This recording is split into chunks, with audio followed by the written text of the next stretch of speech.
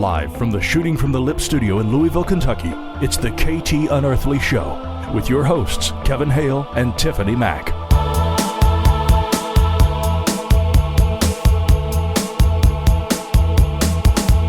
What is up, people?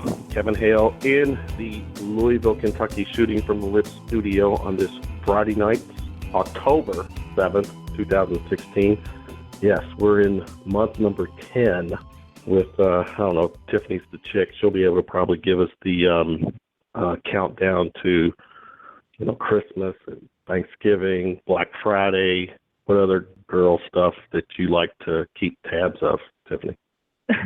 Okay, my kids' birthdays is probably a big one. You act like I'm just a shopaholic. That's all I'm worth. Anniversary, yeah. What's up? Oh, yeah, with you, those lady? two. I forgot. Yeah. Well, today's been one hell of a day. Usually I come in and I'm like, oh, let's do this. But today I'm worn out, man. Took the girls to the zoo and, man, they wore me out. So, yeah, it's been a long week. How you been? Long week for me too. I'm tired, but I'm counting on tonight to be a second win for me, for us, and then after the party ends, whenever JV, our guest, wants to shut it down for the night, I'm going to have that crash later, and hopefully I'll sleep like a baby. But anyways, let's toot our horns. You can follow us on Facebook and Instagram, Shooting from the Lip and the KT Unearthly Show. Actually, like us there on those Facebook and Instagram pages. You can follow us on iTunes and YouTube, Twitter at The Shooting Lip, at Tiffany Mac _ET, at Kevin Hale 423, live tonight via Blog Talk Radio, back-to-back kind of ufology shows, Tiffany, with our guest tonight. We had a great show last week, and tonight we're going to continue the ufology theme. We're probably going to get some sound bites out of our guest tonight, and I am looking forward to that. God, I'm hoping just how it's how we roll. Our guest tonight, John Ventre, who is a author. He's a radio host now, which I did see, because I don't know if John remembers. I was on Live Paranormal for a while doing a Friday night show, and in May of 2015, Tiffany, I had John, Dwight Equitz, and Jeremy Ray on, I want to say right after Season 2 of Hangar 1, the UFO Files, started on the History Channel. And we're going to get his take on why that show did not make it for Season 3, which, depending on who you talk to, that show outperformed the show that was preceding it on that Friday night. And, just another sound bite. I'll be picking at him. I'm just going to just throw all kinds of stuff at him. But as we do with our Friday night show, Tiffany, before we get the guest on, we do a little our tongue-in-cheek. Instead of the KT, it's the TK foreplay. And I found this article. And, when you first read it and try to understand it, it doesn't, for most people, it wouldn't fall under a paranormal type topic. But for me, it kind of does. And actually, and probably on several levels, it could. There is a 9-year-old genius already conquering college, and it's in John's neck of the woods. He's in a college in Pittsburgh, Carnegie Mellon University. He's, again, 9 years old. Check this out, Tiffany. When he was a 7-month-old, when his father wanted him to go to bed, 7 months, the child replied, I quote, I don't want to. 7 months. and since then, he's clearly no ordinary kid. Obviously, there's got to be some things going on in his brain that are wired or turned on that are, not for the normal person. What's in it, maybe some of the junk DNA that, a lot of us have that's not turned on, it is in him. To me, This kid has all the makings of something obviously different. And when we think different, why not, steer towards the, the paranormal or the alien, or aliens? Yeah. So, sir, what's your take on that? Well, the first thing that I read was that when he was 7 months old, he said, "I don't want to," when his dad said it's time to go to bed. And it reminded me of my little brother, because my little brother was 7 months old and my mom would sing to him and he would say, "Don't like that song." At 7 months old. And not only was he at 7 months old saying, "Don't like that song," he was climbing out of his crib and my mom was finding him in his bedroom on the floor. And she didn't know what was going on. And then eventually she saw him climbing out of the bed. I think that this is one of those things that is A, amazing, B, sort of unbelievable, but obviously we've seen it in our own family. And that our family's weird, but it's unusual. It's not normal for human children to be speaking at 7 months old or learning Greek or a foreign language and being able to read it at 4 years old, which is what they claim this child has been able to do. And of course, he's in college now at 9 years old. The people he admires are like Stephen Hawking. Come on. How does a 9-year-old even really understand the idea of what that man has been capable of, and understanding that he could potentially be a person who even exceeds Stephen Hawking's brilliance? You know what? There's been some crazy things that have happened throughout the years, and this is one child who seems like one of those special specimens. A very, very special person. Maybe his brain is just wired differently than the rest of humanity. Or maybe he is something that we can all aspire to be like. I don't know what his parents were like. I don't know what they read to him as an infant. Yeah, so as me being 49, I aspire to be a 9-year-old. Makes sense. Yeah, Makes sense. Now, granted, I get the chicks now. He's still got a ways to go, so that's working for him. Well, his ultimate goal is that he wants to prove to everybody that God does exist. He said, God gave me a gift. Yeah. So, okay. Well, is there divine influence here?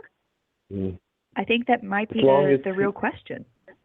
Okay. No, you know what? I'm going to make a note to on my calendar to check back with this kid's situation in about 5 years to see what's happened next. So, anyways.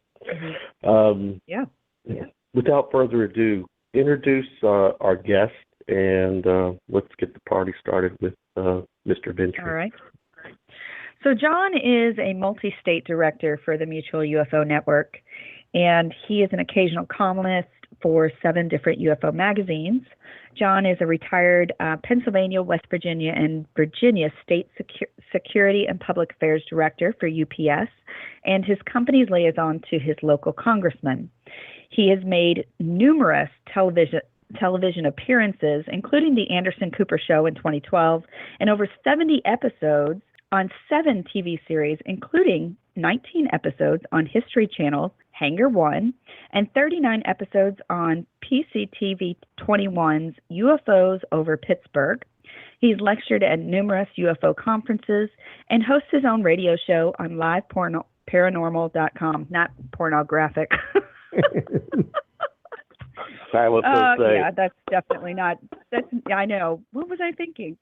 So he's conference coordinator for the 3 Pennsylvania UFO conferences annually, and has managed the 2014 MUFON Symposium, and is the author of 7 books. John, welcome to the show. Thanks for having me on, Tiffany.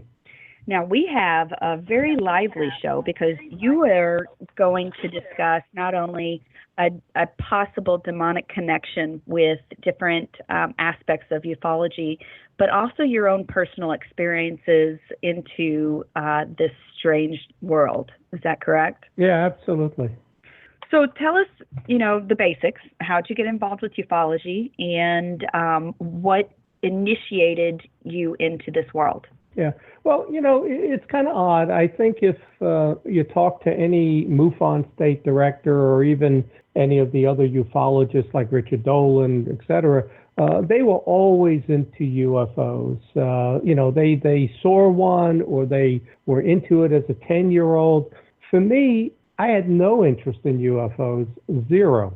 I was a Comic-Con horror fan, Famous Monsters of Filmland, B-movie fan. I used to make my own Super 8 movies as a teenager. And what happened was UPS put me on a special assignment. I was traveling for 18 months. And I'm not a drinker, so it got really boring for me. And I decided I wanted to write a novel. I always wanted to write one. So I remember it. I was in Boynton Beach, Florida. I walked down to the front desk. I said, give me a notepad. I went up to my room and I started writing because I wanted to write a novel. And I'm full of ideas. I'm very creative. And so I started researching end-time prophecy to write. I was thinking about the year 2000, but I said, you know what, let me focus on 2012 because I've never written a novel. I need more time. And I wrote 3 books on end-time prophecy. They're novels. But along the way, I kept coming across cultures talking about flying shields, star people, clearly extraterrestrial, interference teachings. So I said, you know what, I gotta join. I gotta look into the UFO field. So I'm 39 years old at this point. I did this in '96. And in 98, so I'm at that point 41, I joined the Mutual UFO Network. And I only joined them because I used to watch that show, Sightings, that came on Fox with the X-Files back in, I think, 93 it was. And I love that show, Sightings. Yep. So I ended up joining MUFON. I knew nothing about UFO history and I said, all right, well, I'm going to write a couple of UFO books. And it's been, 18 years now with MUFON. So that's really how I got into it. But 2 years ago, the West Virginia State Director, Fred Saluga, we were talking about the abductions, and we started the TV show in Pittsburgh. It's a UFO talk show. It's a half hour, and we only do 2 episodes a month, but it's a half-hour show, each of them. And we were talking about abductions, and we had George Doc Medich, the guy who used to pitch for the Yankees and the Pirates. He's the abduction research guy. He's one of my state section directors. We had him on, and we were talking about abductions. And, there was a lot of questions that came out that it didn't make sense to keep abducting people for hundreds of years. I mean, you could come get a room of 12 people, abduct them, and have enough DNA to clone it. So, and Fred really got my mind going. It doesn't make sense. And I never felt that the gray alien abduction was an explorer or an ambassador from space. He was very ghoulish and demonic in my mind. So really, for the last 2 years, I have focused on demonology. But the funny thing with that is I came full circle. I started in '96, 20 years ago, looking at end-time prophecy, then spent 18 years in ufology, and then the last 2 years in demonology. So I came right back to the Bible and end-time prophecy. So that's my story, and I think it's very different than how a lot of other people get into this. I've never seen a UFO. That's really strange because it seems like everybody within MUFON would have maybe already seen one. Yeah, I mean, a lot of people I talk to, they tell me, like Jan Harzan, who's the international director, he tells us about this, smaller UFO that him and his brother saw when they were teenagers. And, so he knows 100% that this is real. Although you don't know who's controlling it and who's behind the image that he saw. But, but there's a lot of people that have had that experience and actually saw the craft. I'm not one of them. I come from an Air Force family, and one of the things that always strikes me is that people are very quick to say it's a UFO. So obviously you're not that person. So from there, what actually got you into and led you to the TV series Hangar 1? Well, that was really MUFON's choice when, they worked on that for 3 to 4 years. And we did a TV series on Discovery in 2008 for the Discovery Channel called UFOs Over Earth. And so I did one episode there. And I mean, that was a great experience. And I loved doing that. And, MUFON needs that type of exposure because you could never have a big enough budget to advertise and get that type of exposure. So when we did it in 2008, I mean, you think about it, it took then, 6 years before we could get someone else to get it on the air. And I know they worked on this for about 3 to 4 years before it actually it aired. So, and then, they look at who they have in the organization. And I think it's great when you use the field investigators, the state directors, and you don't bring too many outside people in, and you try to keep it focused on the organization. So when you are, sorry, I was reading something. When it comes down to your books, you've sent me part of a book, and it talks about you waking up at 3 and 3:30 a.m. and having lucid dreams and things like this. What are your experiences that have happened over the past few years that have really started to lead you in a different direction than what you have been led in the past 18 years with MUFON? Well, all my life I've had these strange things that happened. And the thing is, you go about your life and something will happen and you stop and you say, what was that? And then it doesn't happen again for 2, 3, 5 years. So, and I look at it, and I want to tell you about each one of those in a few minutes, but those things happened. And along the way, there were a couple of out-of-body experiences. There was an entity I saw in the house. And then I went to my first UFO conference, and let me do this. Let me tell you about what I discovered in my research with demonology, because I think the listeners really don't know the difference between some of these aspects, and then I'll get into my experiences. Okay, so you're leading us down a dark path. Yeah, I'm going to take you guys. You could sit back, have a beer, and I will take you guys. Just tell me if you got a question, just ask. I will, absolutely. It's your show. All right. Yeah, John, can we play? Yeah, you could play. Hey, I have my own show now on Live Paranormal. I actually do some of my shows with no guests, so this way I can hear myself talking. Oh, we enjoy that as well. So just let us intervene and when we feel it necessary. Yeah, absolutely. All right. So I had a couple things happen 2 years ago. And I'll bring you along and tell you my story, but it changed, it escalated, and it scared me. And I said, that's why, and it was funny. It was almost like at the same time that we had this conversation about the gray alien abduction, and I said, I'm going to research this thing. I had something happen in the house that I've never had happen before, and I'll get to that. So I must have read in the last 2 years 60 books minimum on hauntings, the exorcism, demonology, Malachi Martin, a ton of books. So when you look at this, about 30% of people have had a paranormal experience. 14% have seen a UFO, and I think it's 2.7% say they've been abducted. When you look at contact, though, the positive contact has been near-death experiences, are almost always positive. Anytime you come into encounter with a Nordic or an angel, those are positive experiences. On the negative side, you have the Greys, you have Bigfoot, you have shadow people, Slender Man, reptilians, and insectoids. Any contact with those tend to be negative. So I read a book by Ralph Sarchi called Deliver Us from Evil. And it was a very good book. They actually made a movie out of it. He was that cop in the Bronx where I was born in the Bronx, but he was the cop in the Bronx that got involved with paranormal investigations.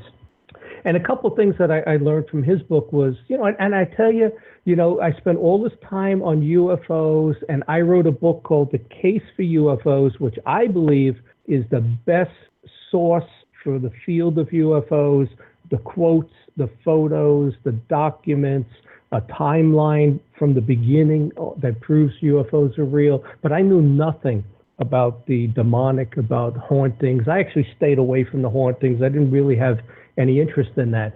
But I want to tell you some differences. Ghosts are human spirits. That's what a ghost is. They're here because they got some unfinished business.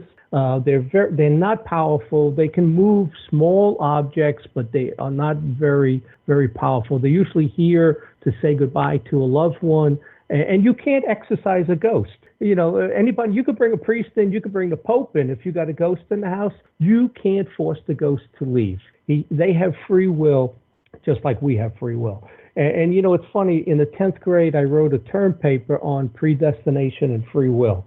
And I read St. Augustine and all these others, and I couldn't come to a conclusion in the paper as to which we have. And all the time, it was right there. If you looked at the Bible, Adam and Eve biting the apple, that was free will. So we absolutely have free will, and so do the ghosts. Then you have elementals. Elementals are spirits that are from nature or animals, and your white witches, your Wiccans, they call upon elementals. Next, you have inhuman spirits. Those are angels and demons because they've never lived as human beings. Those are black witches call upon inhuman demonic spirits. They tend to materialize, but they're not usually full humans. They're missing something like their arms, their legs, some body parts will be missing, but there are different levels of demons and the ones that are devils, and I'll get to that next. They can manipulate matter and appear in full form. The next thing I did, and I actually gave this to Kathleen Martin, who heads up the MUFON abduction research team. I made a list of the signs of demonic and the signs of a demonic possession and the signs of a alien abduction. And I listed about 60 bullet points. And what I did was I put a U next to the ones that are UFO and overlap. And I would say about 60% of these markers are the same as to whether you have a demonic encounter or you have an alien abduction. And what I'll do right now, I'll just quickly run through. I'm going to run through, well, you tell me, do you want to hear the ones that overlap or you want to hear the ones that happen to me? First of all, I'd like to hear both, but let's talk about the definitions first, and then you can talk about your own personal experiences. Please. Okay. Good point. Right. Okay. What do you mean the definitions? You want me to tell you some of these markers? Yes, and then so when I think demon, I think of an evil supernatural being or a devil. There's your first mistake. Wait a second. Okay, that's what I think. Okay. Wait a minute. Supernatural. That's the wrong word. Okay. I thought that just like you, because you watch all the TV shows and everything, supernatural only pertains to miracles and acts from angels. The correct word is preternatural, which is a word you rarely ever see, and I've seen it recently in a few books. Anything done by the dark side is referred to as preternatural. Okay, so not supernatural, but preternatural. Right. Okay. Yeah. So tell us a little bit more. Okay. Because you've got us chomping at the bit now. Okay. Okay. Well, let me tell you, because we're going to get into me, let me tell you the ones that overlap between an alien abduction and a demonic possession. And that would be seeing white smoke or a white orb, seeing a hairy creature, difficulty breathing, pressure on your chest, paralysis while awake, something that slips in and out of your body, vivid dreams, and waking up drenched in sweat. Your dog or your pet becomes very agitated or provoked. Waking up, 3, 4 in the morning, feeling you're being watched, that something else is in the room. black, smoky shape or a kind of a shadow person, loss of time or memory, someone standing at the foot of your bed, or I should say something standing there. It can target one person in your family, any sort of shaking, pounding in the house, personality changes, telepathic sounds and images, losing faith in the church, your car or electrical devices that don't work properly, levitating or out-of-body experiences, some sort of sexual contact, pregnancy, and resulting of a hybrid. Holy moly. Okay. Oh, wait. I've got to stop you because a lot of these things are, first of all, things that I've experienced. And then secondly, are a lot of times related to alien encounters. So what are you saying the difference is? Well, that's what I'm saying. It's not. That's the point. These ones I'm telling you happen at both a demonic possession and an alien abduction. That's my whole point with this. And I don't think anybody's really compared the two. And that's why I gave it to Kathy Martin. I said, I did all this reading on demonology that I didn't know about. And I'm reading and saying, wait a minute, that happens during alien cases, during abduction cases. Yes, but you're relating demonology to alien abductions, but it's really part of your religious background. This is part of our religious culture and our part of our religious history. This has already been in the books, correct? Well, I would think that, it doesn't matter what religion you follow, people have experienced these same things. Correct. And they warn us against these. Yeah, there's only a couple more I got left. And one is seeing either an incubus, a gargoyle, or a reptilian, a hive mentality, which happens at both. And then the most interesting thing, and this is another point that got me really thinking about the gray aliens, is that you can repel a demonic spirit or an alien abduction with the grays in particular by invoking the name of Jesus Christ. And I found that astonishing. I contacted Joe Jordan, who is, he was the MUFON State Section Director in Florida, and he's now the MUFON Country Director for South Korea.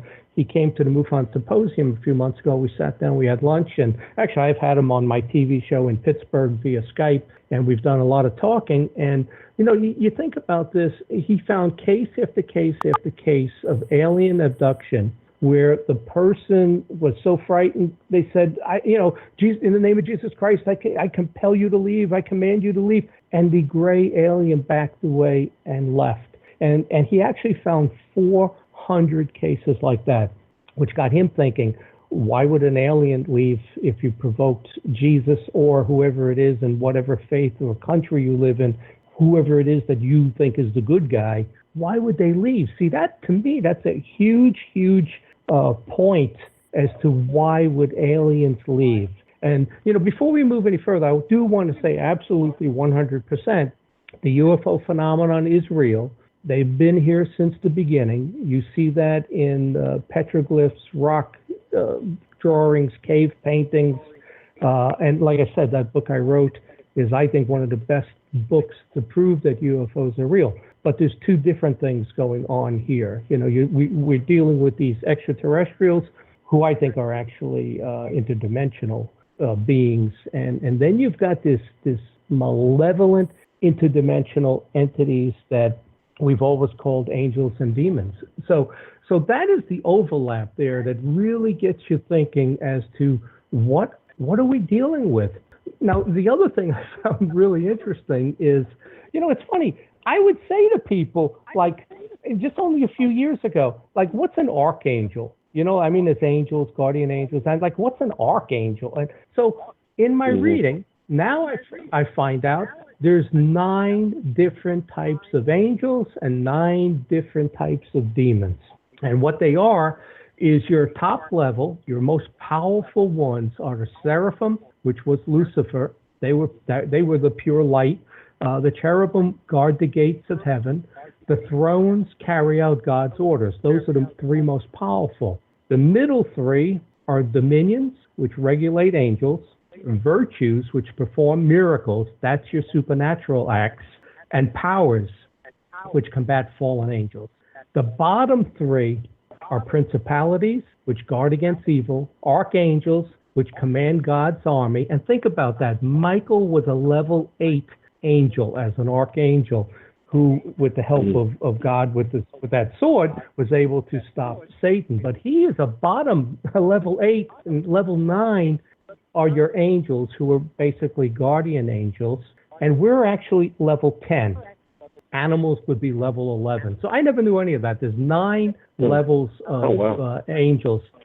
But, it's amazing. This stuff is all out there, if people would actually, and that's the way I am and the way I was at work. When I was a pretty high-level executive at UPS. I managed multiple states. But you dig in, and I find all the facts, because I was really their top cop for Pennsylvania, West Virginia, Virginia. So now you look at the demonic hierarchy, okay? So it's the same thing. Your seraphim, that's Lucifer. So you've got those 3 top levels, seraphim, cherubim, thrones, but those are devils. Something else I didn't know. I thought there was one devil. Nope. All of them that came from those 3 top levels are all devils. And the devils are much different than demons. The middle level are the dominions, virtues, and powers. Those are stronger demons, but they're still workers. The devils, the top 3 levels are the supervisors. The middle are really the workers. And then the bottom levels, the principalities, archangels, and angels that are demonic, those are the ones that you come into contact with. So when it goes beyond a ghost haunting and you actually have a demon in your house, the infestation, which is the noises, those are fallen angels. When you get oppression, which are the attacks, those are fallen archangels. When it comes to the possession, like you saw in the Exorcist movie, those are principalities and powers. It can move up those levels. And, it's a scary, scary thing when you realize what you're dealing with out there. And these are all more powerful than we are. Then there's different types of events. And I have soul searched and thought about this. I mean, it is on my mind every day for the last 2 years. And I'm convinced what I'm dealing with is a generational sin. Those are sins that can be passed down for 3 or 4 generations. And one of the most disturbing things I've read, and I've read it more than once, is that, there's almost like rules between the angels and the demons. They can own a family line if you don't break the chain. After they have attached to 3 or 4 generations of a family, they claim that family for their own. And I love my kids more than anything, and my kids have experienced this, and I'm going to tell you about that. It's not just me. They've had this stuff happen. And I told them it is going to end with me. One way or another, I'm going to put an end to this, and I'm going to stop this. And in my book, I talk about my father, my grandparents, and I am convinced at this point that I'm dealing with a generational sin. But there are natural things that happen, and those are your laws of nature. That's science. So when you think about all the skeptics, all the scientists out there who don't believe in any of this because they can't explain it and they can't repeat it, so obviously it doesn't exist. But that stuff is all natural science, what they can explain. The next thing is the preternatural that we were just talking about. Those are unnatural acts. Those are performed by demons, basically. They're levitation, transformation, conjuring up beings. Paranormal is basically anything unexplained by science. So it all falls into paranormal. Bigfoot, ghosts, UFOs, anything that can't be explained is basically paranormal. And then the other thing I never knew is supernatural is miracles performed by God or angels. It's only the good stuff that are miracles. And I got one more little bit to cover. We could talk about this, and then I'll move into my area. But so then I dug into exorcism, and one of the most disturbing books I read was Malachi Martin, Hostage to the Devil. He had 5 case histories in there, about 80 pages each. And I kept having to put the book down and walk away because it plays with your mind, your sense of reality. When you start because I put myself in the position. Like if I'm watching a movie, I enjoy it because I like imagine I'm in it, in that scene. I'm in it, like what's happening. I had to put this book down a number of times because it's so disturbing to think that something else could be inside you. And I don't have that. I think I repelled it before that happened. But exorcism was authorized by the church in 1614. But exorcisms had been performed since Jesus. And technically, a baptism is an exorcism. And here's an interesting fact. Prior to 1990, the Vatican was only doing about 6 or authorizing 6 exorcisms a year. Since 1990, they have averaged 1,300 exorcisms a year. That is absolutely incredible. Something has changed. And, this is one of those other discussions I have on my TV show is, you look at the cattle mutilations, that to me is a ritual sacrifice. You look at the crop circles, you look at serial killers, something has changed. And it has even changed when you look at the alien abduction. And we'll talk about that in a second. The St. Michael prayer, which is hugely important, was eliminated in 1968 from Mass. They say when these things happen to someone, there's usually an invitation. And sometimes it's not intentional. You could be playing with tarot cards, a Ouija board, delving into the occult a little bit. You open the door. And I could tell you some stories of even people. I'm a Rotary Club president, and I was talking to this other woman in another group, and I'll tell you that just quickly right now. I said, do you want me to talk at your group? Because I give talks at the Rotary groups on UFOs. And she said, yeah. And I said, well, this year I'm talking about demonology. She sat me down with her boyfriend the two of them for about 45 minutes. They were telling me what happened to them. And the one girl said, yeah, I saw my mother. She was standing there covered in blood saying, help me, help me. And I said, Mom, come to me. And she goes, now I can't get it out of the house. There's something in the house. She says, we go to bed, and over the bedroom door, you see these fingers come over with long nails. And the boyfriend says, yeah, John, I lay down at night, and there's some shadow man standing there, and he's trying to enter me, trying to get into my body. They got a serious problem. But that's an example of how these demons trick you. They pretend to be a ghost of a relative, and they're really not. And you got to be extremely, extremely careful when you're dealing with the ghost hunting. I think these people are crazy. I would never do it. And I know a lot of people do it, and they're going to disagree with me, but I'm saying don't do it. The other thing, and it's a mistake I made, is you never provoke it or communicate with it. I've never communicated with what's happening in my house, but I do provoke it because of pride, and I want it to show itself because I do kickboxing. I'm going to hit it so hard, I'm going to send it into the next county. But you don't provoke it. You really shouldn't do that. Sometimes they pretend to be the ghost of a relative, like the story I just told you. They can see unconfessed sins, which is really interesting. When you read these books on exorcism, there's the priest, there's 2 or 3 helpers, and they remove all the stuff out of the room because they can burst things into flames. But yet they can see the sins that you haven't confessed, and that shows their power. They'll blurt it out. Well, you did this and you did this, and that really scares the people that are involved. The way to stop it really is to command it in the name of Jesus, and I'll tell you what I did. And, one of the greatest quotes, and I'll tell you about this woman I met who I think was sent to help me by a guardian angel. She says to me, he that is within you is more powerful than he that is without. And, I say to myself all the time, I say that, and I say it out loud in the house. There's a question, they can take over your body, but there's a question as to whether they can take over your soul. I've read different books. Some say they can. Some say, no, your soul belongs to God. They can only hurt your body and go into your body like a second, more powerful soul can. Interestingly, and even the Malachi Martin, and I think it was Father, the one who just passed away, that was the head exorcist, said that when ill people, mentally disturbed people, they respond to medication. when somebody is possessed, they won't respond to the medication. And the Vatican has actually said that some of these people should really undergo an exorcism, because some of the people that are, in mental hospitals are really, they're possessed with a demonic entity. And I believe that.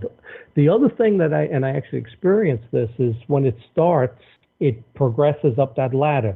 It starts at the level 9 fallen angel, goes to the level 8 archangel. They never forget, they never forgive, and they always return stronger with that next level. And that's what I experienced between 2014 and then Thanksgiving of 2015. So before I move on, that is what I discovered in my 40 books of reading on demonology and hauntings. And so ask me what you want, and then I'm going to tell you what happened to me. Well, okay. So when it comes down to demons versus angels versus ETs, a lot of people really question where their experiences are coming from. Is there a guideline that you would go by in instructing people that would come to you? Yeah, I personally will not communicate with anything, that I can't see, that's interdimensional. And I know a lot of people go to mediums and psychics, and they believe in this universal consciousness, that they're tapping into this. But in a couple of the books I read, your first question, like if let's say I go to bed tonight and I hear a voice in my room, and it's my father, let's say, I would say to it, if I'm going to communicate, I would say to it is, say that you love Jesus Christ. It can't say that. Say that you love God. It cannot say that, and you'll drive it away. I mean, if it does say it, you're probably dealing with a ghost. This is a relative, it's a real ghost, and they're able to communicate. Fine. But the only real way to differentiate between is it evil or good is to ask those two questions. Because if it says it loves Jesus Christ and it loves God, it's not a demonic entity. They cannot say that. Do you want to hear something really crazy? Yeah, go ahead. My light that is sitting next to me just started smoking. I've had stuff happen. Smoking. I'm telling you, your light's smoking? Wait till my little lamp beside my desk is smoking, and it's never done this before. I had to turn it off. Yeah. Wait about 20 minutes as I'm speaking. I'm going to tell you how 130 feet of my backyard burst into flames, but we'll get to that. Holy moly. Yeah, we'll get to that. The story I'm going to tell you in a few minutes is unbelievable. But, any other questions along that realm? I just find it astonishing that, people, they know me as this executive. I've served on a number of boards, Juvenile Diabetes, the Economic Growth Connection. I'm a Rotary Club president, and then I do this stuff on the side. So I'll give a talk on UFOs, and some people laugh. You always hear that. Then there's a few that come forward and say, let me tell you what happened to me. So now that I talked about the haunting demonology side, I'm telling you, I am stunned at how many people come forward and are telling me about experiences they have. I watch every UFC fight. I go to Buffalo Wild Wings because I'm not going to pay $55 on pay-per-view. So it was a few months ago. I go to the fight. You're lucky if you can get a table. It's so packed. So I have my own table. This guy comes walking up. He's about 30. He's standing there, and he says, "Can I sit at your table?" I said, "Yeah, go ahead." What do I need a table with 4 chairs for myself?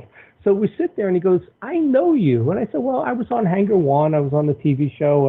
I run the UFO conference here every November." And he goes, "That's where I know you." And so he started talking to me about that stuff, and he said, "I've had a few things happen." The conversation immediately went to demonology. And I'm telling you, I said, he tells me there's a shadow person in his room at night and a bigger shadow person behind it. The smaller shadow person will repel the big one. So he thinks this smaller shadow person is there to help him and is a friend. And I said to him, "Are you nuts? They're both evil. That one is claiming you. That's why he's repelling the larger one." And I said to him, "You haven't communicated with this thing yet, have you?" I'm telling you, Tiffany, this kid's face turned white. His mouth just dropped. And he said, "Yeah." He goes, "Yeah, I do talk to it. And it's in my head, I can hear the replies." I said, "Do you understand?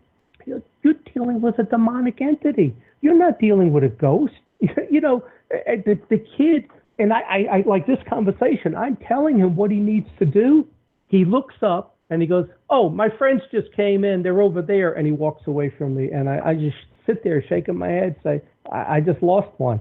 This kid has an entity in him, a malevolent entity, and he didn't want to hear it. And I've come across this so many times now. And that's why I say 30% of people have had something paranormal happen. Mm-hmm. Science does not want to deal with it. They will not deal with it. You know, my kids have had this happen. I say to my son, when this got bad 2 years ago, my son said, "Well, that's schizophrenia." And I said to Nolan, "You're telling me you don't believe me when you've had voices in the wall say they're going to get you, and you've seen a hairy entity in the house, when we were living in New Jersey." And he goes, yeah, you're right. But, you know, the medical community will give you drugs. Yes, absolutely. Every time. Yeah. And so, because that's all they know, you know, that's what they do. And like the church says, when the drugs don't work, you need an exorcism. And that part never happens. I mean, it's so scary to think about people being put in that situation where they have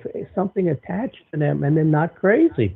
And they're trying to tell people things are happening, I'm hearing voices, whatever, and they end up getting medicated or being institutionalized, and then that thing has you 24 hours a day to torture you. It's a shame. Mm-hmm. Real shame. So, okay, so when you talk about these shadow beings, do you feel that they are all demonic, or do you feel like there are different types of shadow beings that could be present? Well, my daughter and I have encountered them, and they have been malevolent.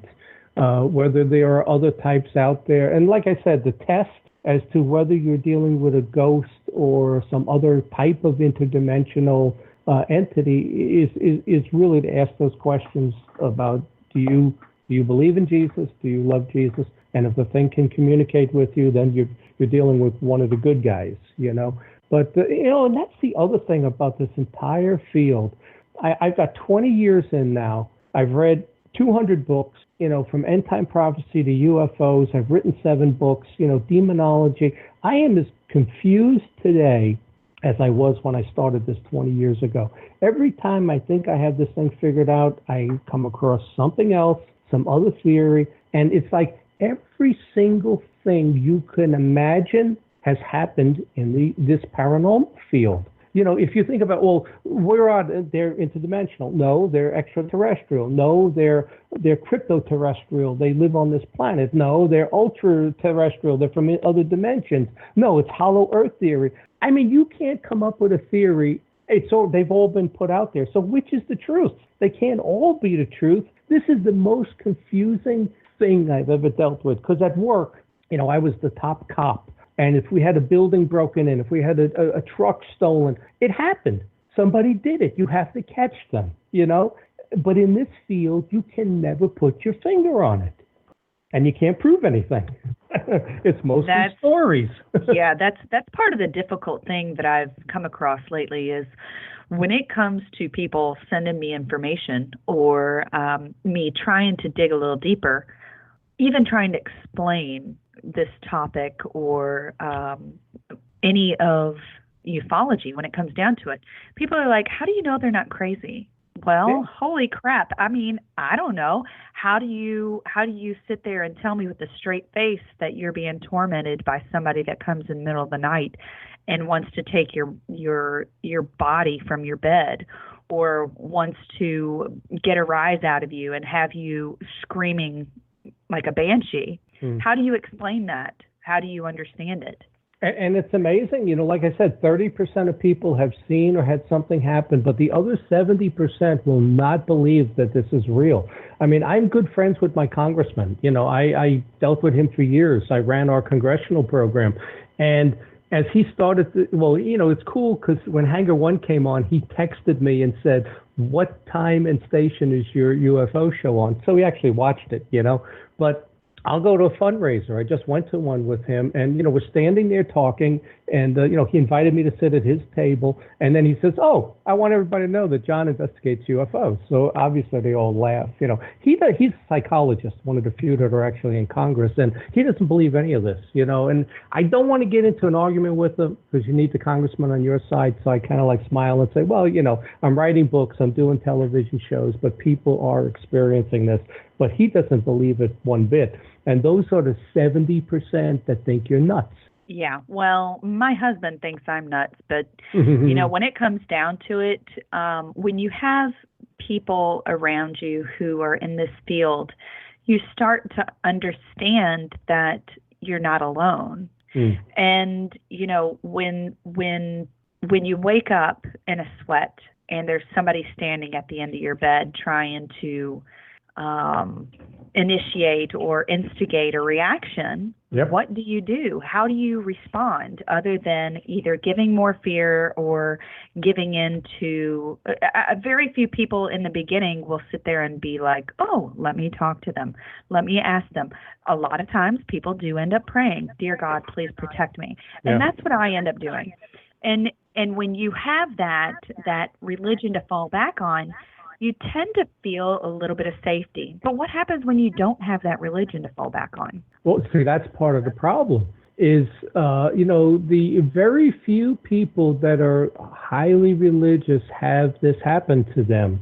Some do, like Betty Andrasian. That was a famous UFO case of abduction. Her mistake was she thought they were angels that she was dealing with, and these were not. She describes them as a alien abduction. And then the question comes: is it real? Is that really what it was? But I could tell you, and I will tell you my story. But from the day my wife filed for separation, I didn't step in a church for over 20 years, and I don't think I said a prayer. I would laugh when people wanted to say something at the dinner table when you were invited over their house. I had gotten so far away from my roots, which is part of the problem, until this happened. So I'm kind of glad that, Satan is a fool because he pushed me back to the church. And you have to have that, because if you lose your grace, and I'm not even sure what grace is, but it's that spark, that good feeling that's in you, it'll get you, and this is not something you want to happen to you. Okay, based on, so you're saying that you've experienced things like this, and I'm saying I've experienced things like this. When you experience things that are that terrifying, you automatically fall back on faith. You automatically go to, "Dear God." So I guess, where do you go from there? Where do you go? How do you protect yourself? How do you prevent it from happening? If it's already welcomed itself into your life, where do you go? Well, the thing to do is, first you got to get your head straight. You really, and it's funny that nobody, they don't want to talk about religion, and that's one of the so disappointing things that I've discovered is, you'll read about the great apostasy, which is the falling away from the church, and people being materialistic and being atheistic or money hungry, and they pull completely away from the religious, thinking it's all mumbo jumbo, and the church tried to scare you, and the church did this, and I got on Facebook, one of my friends, one of my state section directors, I put out there, "Watch The Exorcist tonight," and he replied back, "Well, yeah, maybe they can explain pedophiles." And I said, "Yeah, I can." That's the infiltration of Satan in the church, and that has happened too. But one of the things I've discovered is that there are so many people who don't believe, even in the church, in the clergy. A lot of them don't believe the devil's real. They don't believe. They think that was meant to scare you. I spoke to my priest about generational sins because that's the only thing I could put my finger on. And he goes, "That's not real. That was written in there, and that was meant to scare you." Others have said, even like the Exorcist show that started a few weeks ago, the first episode, the one priest says, "Oh, there's no such thing as Satan. That was just written in there to control people and scare them." That's the first lie. That's it, and that's his biggest, not believing is his biggest strength. Amen. It is amazing. And then, let me run through my story now. You sound like a nice Catholic boy to me. Well, I was up until, I think until about 6th grade. Yeah, I was. Well, I was raised in the church. I got all 12 years of Catholic high school and, all girls academy. Mm-hmm. And, there's something to say about people with faith, especially Absolutely. People that do not falter. I have a neighbor who is currently stage 4 cancer, and he does the rosary, and he does all of these the novenas and all of these different prayers, and he is stronger now than he was even before because of his faith, and his family is involved. And, sometimes you need something to believe in beyond yourself in a good, powerful way. When you use the devil as a device to bring down a person, I don't feel like we were supposed to do that, but I think that it's sort of gotten that way. Yeah. Gone that direction, over the centuries. And I think that, the church and religion has been used as a tool to conquer and divide. But I do feel that internally, each person has a spirit and a soul. And we have to sort of look inward and see where God really wants us to go. Whether you believe in Allah or Buddha or Jesus or, there's all these different beings, but I feel like they're sort of the same one. There's all these powers of good, and the better that you do for yourself and the better that you do for the people around you and your family, you have an advantage over that. But there are still those beings and those entities out there that try to drag you down. Yeah, absolutely. I mean, we have a soul and we have free will. And the thing I've learned in reading these books is, the soul, it lodges in your brain and your spinal column, because that's where the electrical charges are and all of that. And it enters, what the church says, it enters the body sometime after the first trimester. It doesn't, I always wondered, you get a soul when you're 1 year old, 6 years old? But no, that happens. Moment of conception. Yeah, well, no, actually they say not the moment of conception. They say at about 3 months old when the brain. Well, you know what? Yeah. Let me tell you, when you carry a child and you know that you're pregnant at the first day, then you know. Yeah. Well, I'm not going to argue with you. My daughter right now, I think, is 4 or 5 months pregnant. So, and she's loving. Yeah, the kidney, the baby's pushing and all of that, and it's so cool. But, I'll tell you an example is that when this was happening to me, I would get chills. I get angry. If you confront me and you draw first blood, I am going to knock you out cold, And so this thing makes me so mad that I would challenge it. I want it to materialize and show itself. Mistake number one. So I'm not afraid of it, the human in me, but we're half animal, which is the human side, and we're half angel, which is the soul. I would get these chills in the back of my head and down my spine. And I would say to myself, John, you idiot, your soul knows what it's dealing with here, and it's afraid. You may not be afraid, but the soul in you is afraid. And I'll go into that in a few minutes as to what happens, Well, that just gave me a nice little awakening. Yeah, I believe it. How so? You're right. How so, Tiffany?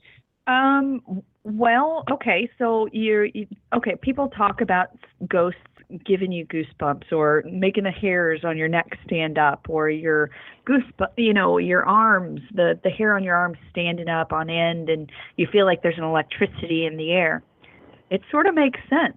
Yeah, well, you have a soul. There's no doubt about it, but you can lose that grace. And I have learned so much. Like I said, I was Catholic. I went to church.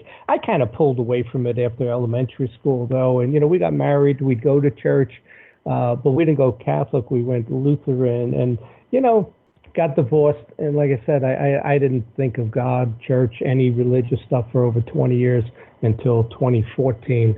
And everything changed at that point. But, for me, and this is why I say it's generational. I'm not going to go into what my father and my grandparents did, but you'll have to read the book to do that. But one of my earliest memories, and I had a few things happen when I was small.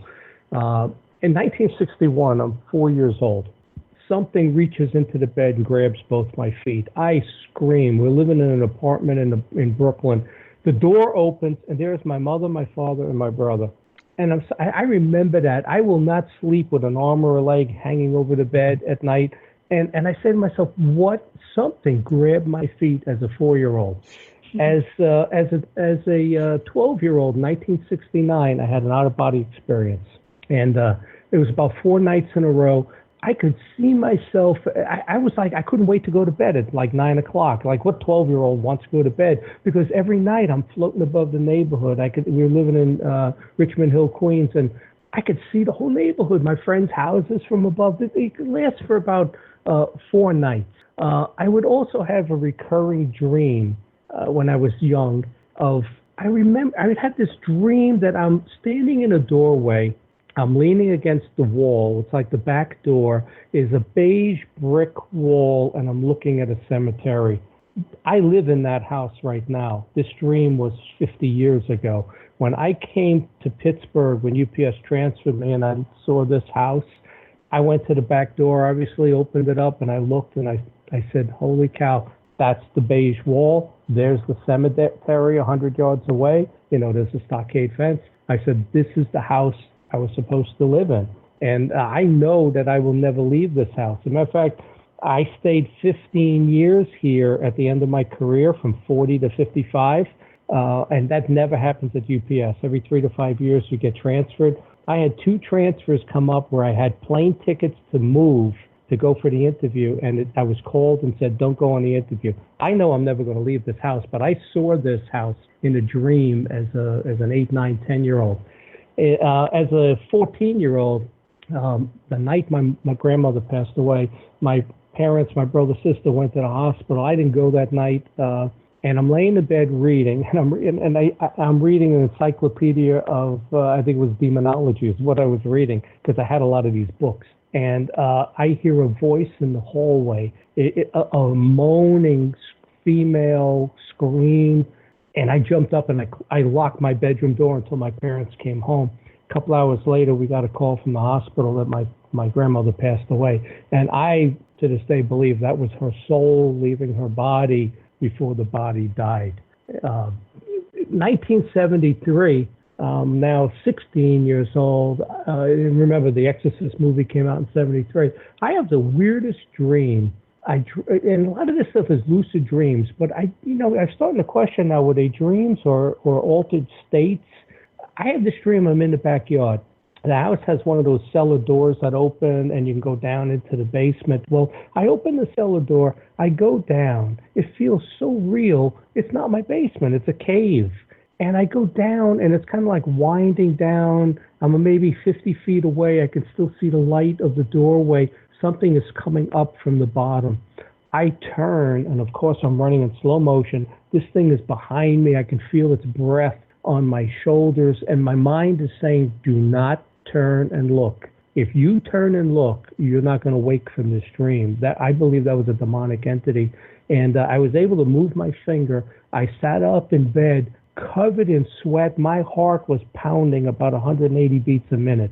And I think that was one of my first encounters with something that was demonic. And I just found out from my sister recently, when I told her about this stuff, that same summer of 1973, she had an Annabelle doll experience in her bedroom when I had this dream.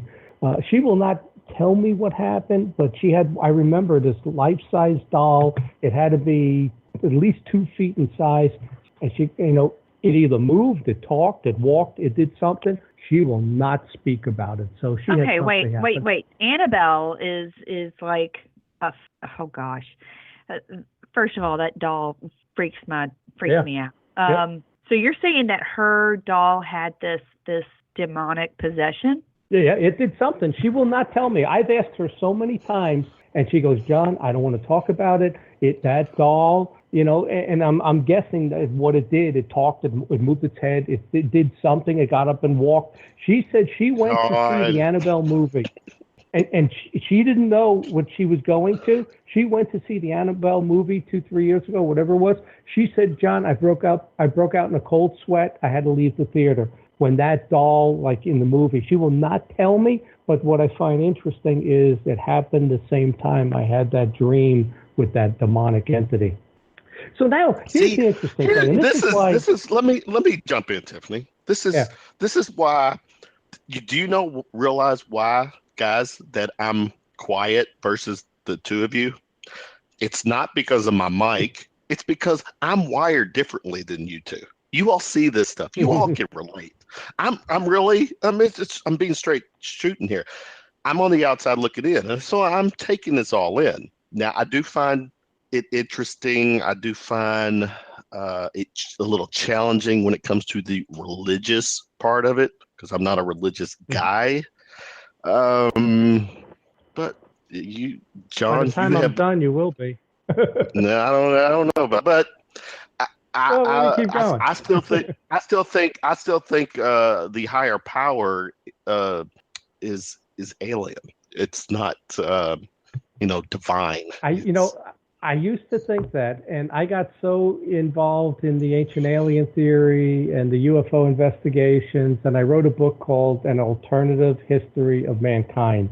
It retells our history as though they have always been here, and they have upgraded our DNA, and they're our progenitor to us. They've always been here. And it's funny, I look at my books now, and it's almost like split personality. I wrote this book saying that the aliens created us. Now I wrote a book called The Ufologist, The Haunting of John Ventre, that is a demonic book talking about the Greys, and that you better believe in Jesus, because you have to read it to see my experiences. But I want to get to some of that, and something I discovered in Scotland in June of this year, which was the last thing I was looking for, and I found it at Rosslyn Chapel in Scotland. But let me finish my story here. We'll keep going, and we're going to go over 90 minutes. That's okay. We got time. All right. So now, and this is the thing. You're working. You're busy. I've worked since I'm 11 years old. You're dating. I got married at 21. I bought a house at 22. So these things happen. They come and they go. But nothing happened again from when I was 16 until I was 31 years old. So all the high school years, college, marriage, kids, nothing happened. No paranormal stuff at all. It gets to 1988, and I don't know that this has anything to do with anything. I'm working in Europe for UPS. I spent Thanksgiving in Germany, and I wanted to get home a day early for Christmas, and I was trying to change my flight from December 22nd to the 21st, but I didn't do it because it was too expensive. It was like $600 more, and I didn't want to do that and get in trouble at work. I take the flight the next day, and everybody's buzzing about Pan Am Flight 103 that went down, the flight I was trying to get on, right? Oh, wow. So now, and that's the God's truth, because I was leaving Heathrow Airport. Why you got to keep bringing God into this, John? Because that's the highest acclamation I can give you. Oh, so okay. Now what happens now is they actually wanted me to stay in Europe, but my wife wouldn't move. We were supposed to live in Madrid and then London for a total of 6 years. She wouldn't go. So the company kind of punished me. They sent me to Oklahoma City. So now I'm the Oklahoma State Security Director. I loved it there. I thought it was a great place to live. So we're there in 1989 and 90. 1990, things start to change. First, my wife's personality completely changes. I'm telling people, I don't know who I'm dealing with here. I said, this is not the person I married. Her whole personality changed. And I hear this male Indian chant in the hallway. We had a first floor master bedroom. It was a brand new house. I made it. I was a success at 32 years old. I had a brand new house in Oklahoma. I go into the bed, and in the hallway, there's this Indian chant. And then a few days later, we're sitting watching America's Funniest Videos. My kids are in bed. They're 3 and 5. We hear 3 footsteps above us. Then we hear it louder 3 times again. I said to my wife, are the kids up? Then I heard 3 footsteps that no human being could have made. I couldn't punch the wall and make it sound that loud. They were like sonic booms. I jumped up. I ran upstairs. My kids are in bed, sheets up to their neck. I checked the closet, the toy box under the beds. There's nobody up there. So something changed in Oklahoma. And this is where, I don't know if it was a poltergeist. I don't know what it is. From there, we moved to New Jersey because my wife is extremely unhappy. She doesn't want to be away from family. The company is not sending us back to Long Island where we were, but they send us to New Jersey, which is 100 miles away. Well, this house, again, beautiful home, 5 bedrooms, swimming pool. You know, I don't know what else I can do to make her happy. Her whole personality is changing. We move in. My parents come over. I want to show them the house. We're standing in the den.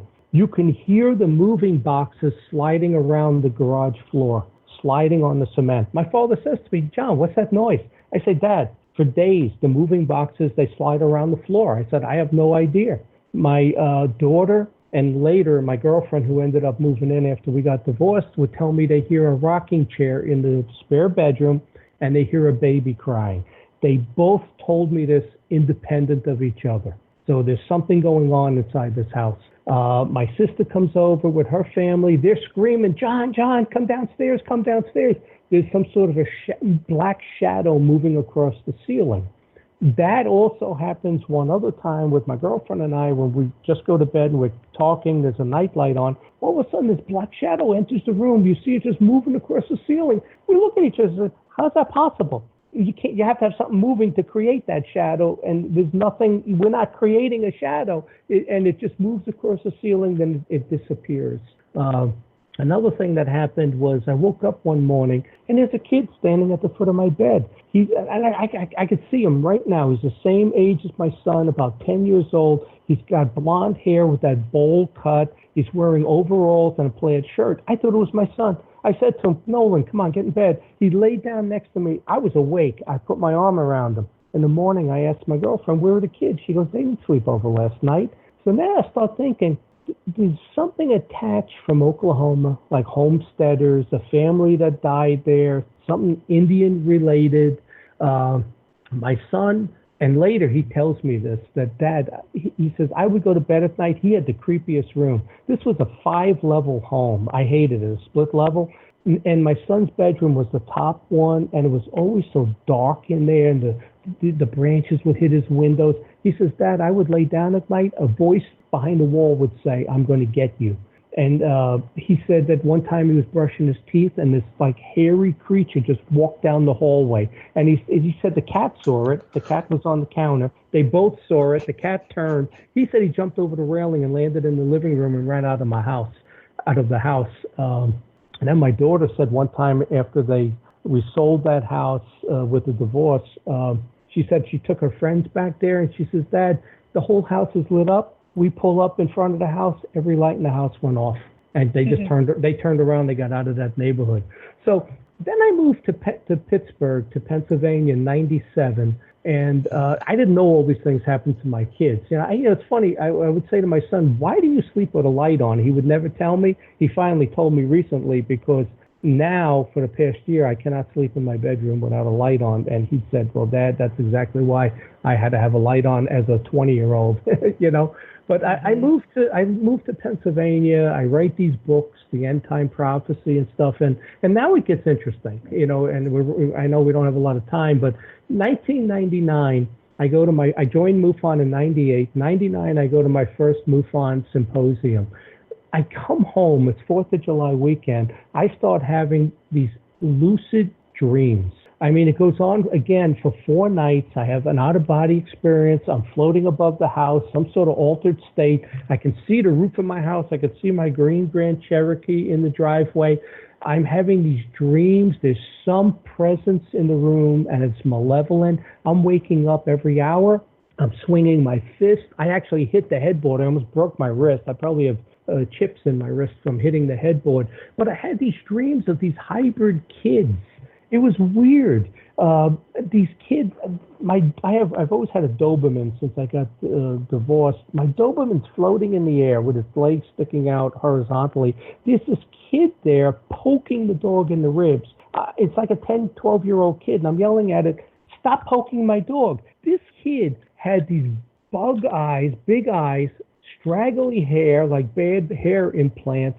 He had huge Popeye forearms, and the elbow, the bone was sticking out about 2 inches. The creepiest kid you ever want to see.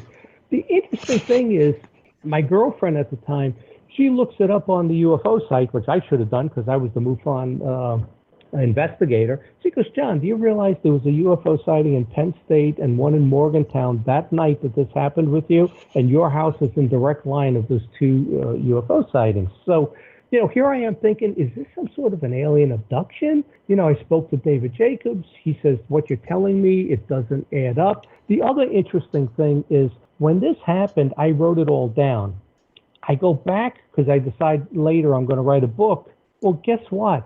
I never wrote down about the kid with the big eyes and the Popeye forearms. That was a memory I had. What I wrote down was a different kid that I had completely forgot about. So I don't know which is the screen memory, which is the real one. That kid had like a rat boy face, the nose and the mouth, and slicked back hair, very gaunt looking, the skin pulled very tight, almost like Nosferatu, So here I'm kind of confused. I'm saying, well, why does this happen after attending a UFO conference? And what are these creepy hybrid people and these scary things that are in my room? I couldn't sleep, and then it lasted for about 4 nights, and it ended. So. Okay, wait. I hear Kevin giggling in the background because it's like so shocking. Because first of all, we're texting. We're like bug-eyed kids with bad hair implants, and I'm sitting here thinking that does sound like some of the hybrids that I've seen. Yeah. And it's like, what in the world? Like, how did they relate? Well, that's my confusion. All the time I'm saying to myself, am I dealing with a UFO encounter here and an abduction? And are these my hybrid kids? Because they're about the same age as my son, And but I'll go deeper into this, and I'm convinced at this point that this was demonic. This was not a UFO. But it even gets better from this point. So now it's 2004, and it's Thanksgiving. And my son pointed this out to me, and he said, Dad, do you realize that most of the time when something has happened to us that's paranormal, it's when the 3 of us are together. Because I would get the kids for Thanksgiving, my ex would get them for Christmas, and when the 3 of us are together, something paranormal happens. So it's Thanksgiving of 2004. It's your energy, right? It's got to be. Some people say that you bring it on, you tap into the dark side, into the dark matter, but that would imply only bad people have bad things happen. And I don't think that's what this is, So it's Thanksgiving of 2004. We all go to bed. My girlfriend's living with me. It's midnight. I go to bed around midnight. We lay down. I hear somebody in the hallway come walking right up to my door. I close my bedroom door. So no big deal, right? So I get up, my girlfriend would go to work. And, well, after what I experienced, I figured it was my son. I thought it was my son came down the hallway, right? So in the morning I get up. My girlfriend already went to work on Friday, and I go into my bathroom, and this is in my book. I have pictures. There are 2 hand and arm prints on my glass, on the glass in the bathroom. They go from elbow to finger. 6 fingers. What you see are the 2 bones of the forearm, but that's what's on the mirror. And I measured it, and it's 3 inches bigger than mine from elbow to fingertip, which I'm 6 feet tall, so this thing would have to be close to 7 feet tall. So I'm looking at it, and my girlfriend, when she comes home, she actually dusted it with her makeup, and we got a good picture of it, and it's in the book. And there's two hand arm prints on the wall. I say to my son then, I said, Nola, what were you doing at our door? I'm thinking maybe he did it or something. I said, what were you doing at our door at, like 1 a.m? He looks at me and says, Dad, I heard you at my door at 1 a.m. So we both heard something in the hallway walk up to our bedroom doors that were closed. And I got a picture of this, and it's in the book. I'm going to skip the night my father died. That was something happened, but it wasn't a bad thing. We get to sit. Well, hold on a second. No, because everybody has one of those stories. Their family member dies, their father, their brother, their sister, their mother, their cousin. We in the South, we're full of the Bible Belt right here, right? Yeah. Kevin and I have both. Kevin, are you okay, honey? You said that word, I got choked. Sorry. Okay. That fictional so book. We've all had that. Excuse me? It's not fictional. Parts are written by men, but I'm telling you, the important stuff in that is real. But we've all experienced death, okay, of a very loved member of our family. And the thing that has happened with my family, and I'm sure it happens with other people, I cannot be alone in this. We have had visitors. We have had the family member visit us afterwards to either tell us they're okay or just sort of be around and give sort of a sign that they've passed on and either say that they're okay or not. Oh, okay, Tiff, you're challenging me there because I am. Has your Kevin? My sister. I'm going to ask you a personal question. Go ahead. Answer the question. You know I don't have to ask it. What? Well, my sister passed away in 2000, and I don't think there is. I think there's a higher power. I think there's things that are meant to be put in our in our routine to enlighten us. I don't think that is a loving divine intervention. I just think it's part of the routine, our blueprint, the way we go about our lives. But when my sister passed, I hadn't seen her for about 3 weeks. She passed on a Saturday morning or overnight between Friday or like early Saturday morning, which is kind of, technically Saturday morning, Friday night, blah, blah, blah. I hadn't seen her for a while. Did as well. Okay. But the night before, I met me and my wife at the time was out with friends, and one of my friends had met up with one of his friends, and his friend was a splitting image of my sister. And me and my wife at the time were just blown away, like, gosh, she looks like Carol, my sister, everything. And I'm telling her this, sharing the story, and we're just having a good time. Okay. And then the story was at as we're out that night, there's Kevin's sister. She's blah, blah, blah, blah. And then Carol passed the next morning. I get the call from my mom. So, yeah, I do believe in my heart of hearts that I was meant to see my sister one last time, if you will, that night before. Absolutely. Yeah, absolutely. Yeah, but that's what the ghosts do. Okay. And, and I'm with you there. I do, but I don't think the ghosts, I don't think this ties into, this is not a religion thing. I just think it's just the way it is. I think all of us, and I'm going to get as deep right now as John, you've been, and Tiffany, what you've experienced. But I think every one of us, just bear with me for about 30 seconds. Every one of us has a blueprint. I was born April 23rd, 1967. If somehow, some way that they can tap into our DNA, they can see that my DNA says born on date 4/23/1967, and there's an end date that's already in my DNA. And I'm going through the motion. I'm going through the routine. I think that's part of, you could call it free will, blah, blah. It's free will because it's just how it is. It's how we're going about it. And, to go back to my sister real quick is, it was about a month later, I saw it was probably a couple months later, I saw this same girl out, and I shared the story with her. We cried together for, 30 minutes to an hour, just talking stories. And she convinced me that she was meant to come into my life, to give me some comfort, to share with me just some visual, memories of my sister, because she was a fucking splitting image of her. The way she smoked, I mean, everything. So I do buy into that. I struggle with the religious aspect, but I do think, there's a rhyme and reason, John, why you're on with us tonight. It's not by chance. I just think we all cross paths because it's how it's been laid out for us. Okay, that's my thing. You all. Yeah, I don't disagree with you.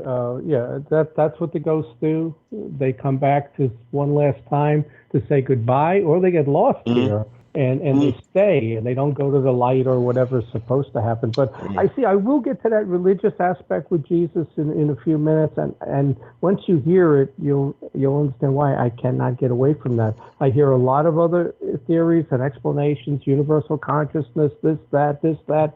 I know what happened 10 months ago, and I know that this Satan-Jesus battle is real, and I'll get to that in a few minutes. But when my father passed away October 3rd, 2007. Really, what happened was I laid down at night. I was exhausted. I'm laying in bed. My arms are kind of crossed across my stomach. And all of a sudden, I see a flash. And I only saw it in my left eye. I didn't see it in my right eye. It was that the room was dark because I never put any lights on at night. And I saw this flash. It kind of looked like a wormhole or something. It was the blackest black hole you ever want to see, with the most brilliant electricity pouring out of it. It would be like standing above a fountain watching the water just flow away. Well, this was the most brilliant red, blue colored electricity just pour out of it. And I only saw it for like a split second, and it was only in my left eye. And I thought, I laid there and I said, well, that was odd.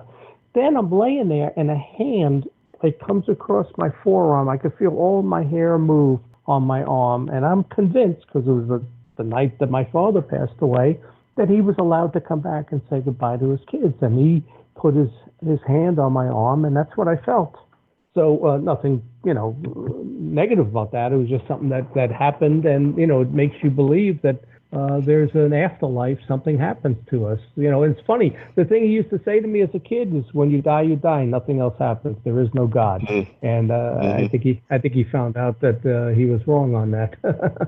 So I get to now September 1st of 2009, and this is really strange. And again, this is getting me to think, is it alien? I wake up, it's like 5 a.m, right? I wake up and my bed sits where I can see right down the hallway. There's somebody standing there. At the end of the hallway is the attic door. It's a finished attic. And it's like the attic light is on, so it's silhouetted. I can see this 7-foot guy standing there. He's really skinny. He couldn't have more than like a 12-inch waist, really long arms and legs, but he has a square head like he's wearing a helmet. And it's like, I'm looking, I'm rubbing my eyes, I crawl to the foot of the bed, the footboard, and to get a closer look, I'm 6-7 feet closer now, and he's still there. And I'm saying to myself, I am fully awake. There is somebody down the hallway. My Doberman is sleeping in the hallway, and he's sound asleep, right? So I'm about to step over to the footboard and rush down the hallway, and all of a sudden I get this thought in my head, that would be dangerous. You might fall. Why don't you step off the side of the bed and put the light on, which is what I did. And of course, when I went back to look, he's gone, and the light in the attic is out, and my dog is sound asleep. I don't know what that was. It wasn't a shadow person. This was a being that was down the hallway. And if it wasn't for the square helmet, I would say that this is some sort of slender man, crooked man, one of those myths or theories that are out there, but it had a square head like it was wearing a helmet. And, now when I look at who was in the hallway 5 years earlier, who put those handprints on the mirror, well, whatever was standing there would have been about 7 feet tall, long, skinny arms and legs.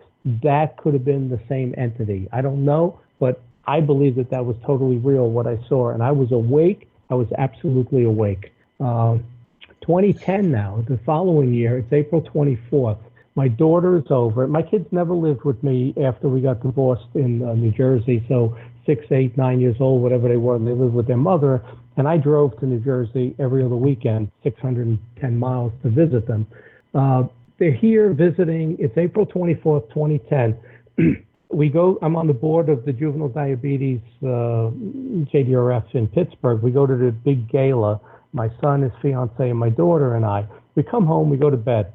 So it's about 4 a.m. All of a sudden, my door bursts open. My daughter runs in, says, screaming, Dad, you're not going to believe me. You're not going to believe what happened. You're not going to believe me. So I said, tell me what happened. She goes, Dad, I go downstairs to get a bottle of water. She says, I can't sleep.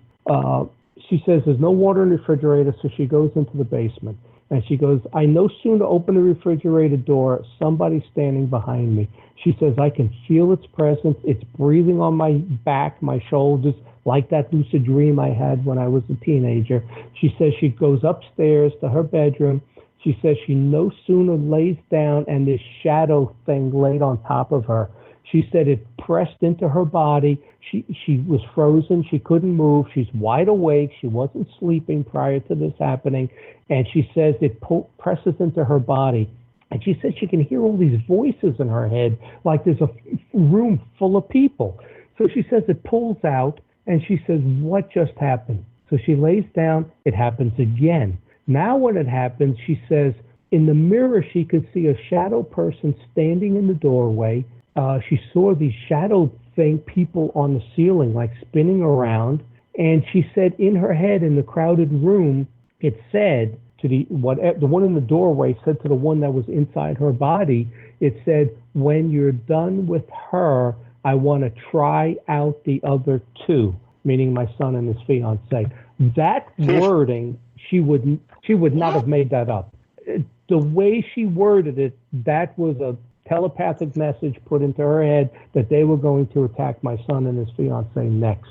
And that's when she said it pulled out of her. She was able to, she said, then she just jumped out of bed, ran down the hallway. We go down the hallway, knock on the door. We start telling my son and his fiance what happens. I'm telling you, I'm looking at her. She's swaying back and forth. She's like all white and clammy and sweaty. And she says, I got to get out of here. She says, I don't feel good. Something's wrong. My son packed his bags and they left for Virginia. They left and they went home at like 5 a.m. at that point. But hell yeah. Yeah, I mean, I'd leave too. And again, it's when the three of us are together that this stuff happens. And now it's Thanksgiving 2013. Again, Thanksgiving. Half of all the stuff that's ever happened has been Thanksgiving. My son and his fiance is over. He's a Dallas Cowboy fan, so we go to put the game on at 4 o'clock Thanksgiving Day. I have a home theater, a 9-foot screen comes down, surround seating, stadium seating, all of that, surround speakers. I go to put it on, and we're talking, and my son says, what is that? We look up something. The ceiling has the projector with a very strong beam of light. We see something snaking across the ceiling like a snake, but you couldn't see it. You could only see the shadow of it when the light hit it because it had some mass. It just snakes across the ceiling. These are these minions, whatever is in your house, whatever it is that's like, the lower level things that are watching and gathering intelligence and passing it up the line so they can figure out how they're going to attack you, what they're going to do. And I believe that's what we saw. So then I get to June 6th of 2014. Now it actually it's different. 6/6/2014. It's the 20th anniversary. Yeah, 6/6. I said, if I got divorced in 96, it would have been 6/6/6, but I got divorced in 94. So I was starting to think we were talking to the Antichrist tonight, and he just confirmed it. Yeah, but I'm a good person. I really am. He's so. Well, no, wait. Since we're talking Antichrist, let's talk about numbers. Okay. Let's talk about why a lot of these situations occur around 3 or 3:30 in the morning. Oh. Well, in all the dark dead time. It's 3 a.m. is the opposite. Jesus was crucified at 3 p.m. So 3 a.m. starts the devil's time. It's not midnight, the witching hour. It's 3 a.m. 3 to 4 in particular is the devil's time. The demonic stuff happens. And what I'm going to get into next is so many of these nights I'd wake up exactly at 3 o'clock, or I'd wake up between 3 and it was even 3:33 a number of times, which would be 666. That's half of it, you know. But that is the satanic hour between 3 and 4. It's the mocking of Jesus who was crucified at 3 p.m. That really freaks me out because most of the time, I don't know about you, but when it comes to a lot of the experiencers that I've spoken to, a lot of times they stay up. Mm-hmm. They stay up as late as possible. And it's almost like we're trying to wait it out. Yeah. And once you hit like 3:30 and nothing happens, you're like, okay, I'm worn out. I'm going to bed. Yeah. You know, it's funny you say that. This woman who I'm going to tell you about next in 2014 that I believe was sent to help me, this woman, she does exactly what you said. She says, you know, I've had her on my TV show in Pittsburgh, and she goes, John, I don't get up till 11 a.m. I said, 11? I said, what time do you go to bed? And she goes, I stay up. She has the religious channels on, and she stays up as late as possible, and then she conks out around 3 or so, 3 or 4, and she don't get out of bed till about 11 a.m. It's exactly what you said. You mean the religious channels like Joel Osteen the whole day? Yeah, Joel. Yeah, absolutely. As a matter of fact, she told me when this stuff. Here we go. Stuff, well. Right. Send your check here. Send your check to Joel. I've got a $40 million mansion that I've got to make a mortgage payment on. Mortgage payment. That's right. It's that other station too, TBN, I think it is. I mean, any of those religious stations that are talking about the Bible and reading quotes, because I would text her and I'd say, Rhonda, the walls are banging. And she would text me back, put the TV on, put one of the religious channels on. And she actually told me what to do, and I'll tell you about that next. So what happens is, like I said, it's 20 years of my divorce, and I am convinced 100% that they caused it. Her personality change, which is something that I've read, I believe that. And that's what they do. They target families with young children. They want to destroy your family. They want to, try to hurt the kids and destroy your family. So, and I believe that's what happened. So, what happens it's actually the following day, June 7th.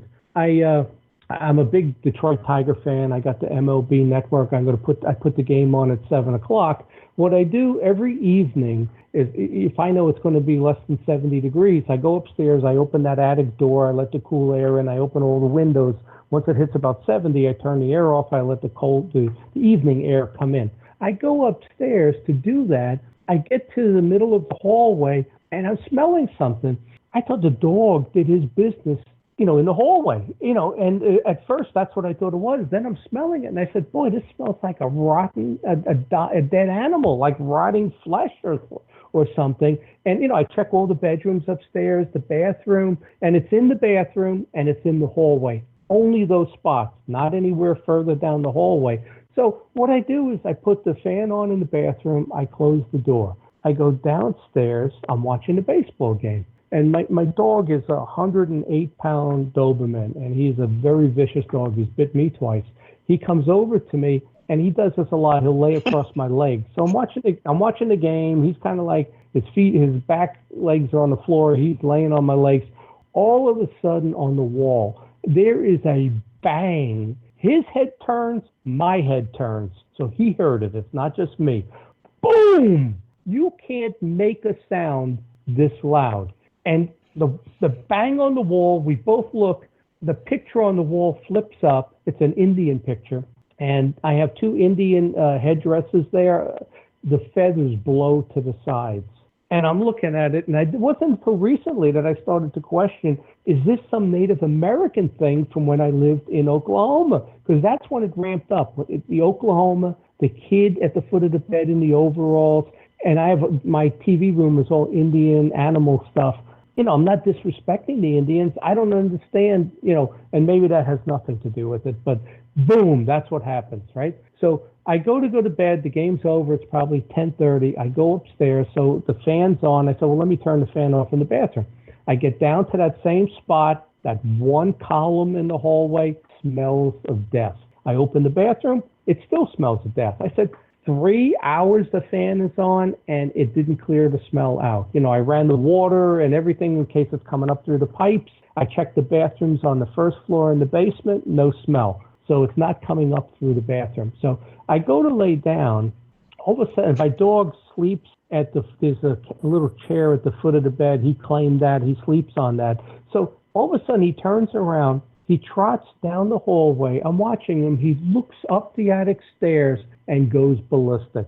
I mean, he is barking as though somebody is standing there at the top of the stairs. I mean, I know when he barks, and I know when the UPS guy is making a delivery. That's how he's barking. So, I run down the hall. I go upstairs with him because I keep a gate in front of that so he don't go up there and do his business, which he was doing. I go up there, there's nothing, no smell, no nothing. And I do the typical John Ventre, show yourself, you SOB, because I'm going to hit you so hard, I'm going to send you back to hell, which you shouldn't do because you're challenging it and they're more powerful than us. So I go downstairs to go to bed. The dog gets on his chair. I can see his head, over the footboard. I always put the weather on at night. I lay in bed, and in my bathroom is the loudest bang you ever want to hear. Both, again, I see the dog's head turns to the right and myself, boom! You can't make this sound. It's like a sonic boom inside the house. And I go to sleep. And then the next day I start thinking about it. And I said, this has changed now. From whatever happened previously, which would be, one-offs every 4 or 5 years, 3 years, it would happen one time, but it has never manifested. Now you got a smell and you've got this huge banging. And I will say... Wait, I have to ask. So yeah. How long have you had the dog? This dog I adopted in 2012. He was born in 2011. So this was pre-sounds or post-sounds? What do you mean pre or post? The dog was with me. Did the dog start recognizing this, or did you recognize it before the dog came? No, it was simultaneously. When there was the bang, both our heads turned at the same time. So this was a real sound in the room. It wasn't a telepathic sound unless they made a telepathic sound to both of us. This was a real sound in the room. And I'll tell you one other thing I didn't mention. When I moved into the house in 97, I remember my first night sleeping there was this constant tapping in the wall of the spare bedroom. I'd get up at night, I'd walk over, and I'd hear this constant tapping in the wall. I would tap the wall, it would stop, and then a few minutes later it would start again. This went on all the time when I first moved in, but I ignored it, So now I start getting nervous about this, and I said, you know what? This is where I'm looking into the gray alien abduction. I'm getting a little concerned about it manifesting in the house. This is now I start buying the books. Also, what happens that next day, I get these birds flying into my windows. From June of 14 for 20 months, this family of red cardinals are flying into my windows. And I got witnesses. People have been over, that woman, my kids, other people, my publisher for my books. And they say, what is that? And I said, look, the birds are flying into my windows. As a matter of fact, my publisher, who also sells insurance and annuities, came over because I was going to buy an insurance policy annuity, and he slept over in my son's room. And the next day he's telling me, John, he says, those birds are flying into my window at night.